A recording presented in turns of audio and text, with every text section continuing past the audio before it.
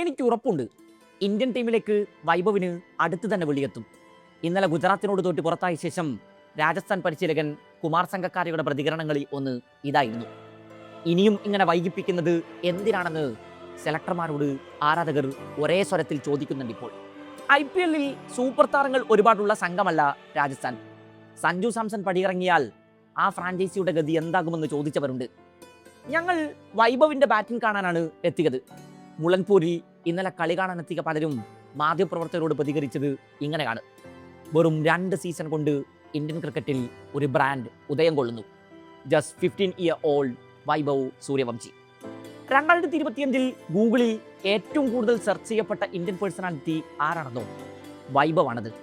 വിരാട് കോഹ്ലിയെ പോലും ഇക്കാര്യത്തിൽ അയാൾ മറികടക്കുന്നുണ്ട്.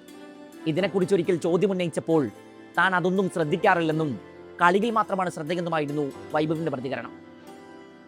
അവന് വേണ്ടി 10 കോടി മാറ്റിവെച്ചേക്കൂ. രാജസ്ഥാൻ റോയൽസ് ഡയറക്ടർ സുബിൻ ബറൂച്ച വൈഭവിന്റെ ട്രയൽസിന് ശേഷം മാനേജ്മെന്റിനോട് ഒരിക്കൽ പറഞ്ഞത് ഇങ്ങനെയാണ്. ട്രയൽസിൽ നേരിട്ട ആദ്യ പന്തിനെ തന്നെ എക്സ്ട്രാ കവറിന് മുകളിലൂടെ അതിർത്തിയിലേക്ക് പായിക്കുന്ന ഒരു 13-കാരൻ. 150 കിലോമീറ്റർ വേഗതയിൽ തുടർച്ചയായി പന്തെറിയുന്ന ബോളർമാരെ മുമ്പിലേക്ക് ഇട്ടുകൊടുത്തിട്ടും അവന് പ്രത്യേകിച്ചൊരു കൂസലുമില്ല. ബറൂച്ചയ്ക്ക് സഞ്ജുവിൻ്റെയും യശസ്വി ജയ്സ്വാളിൻ്റെയും ട്രയൽസാണ് അപ്പോൾ ഓർമ്മ വന്നത്.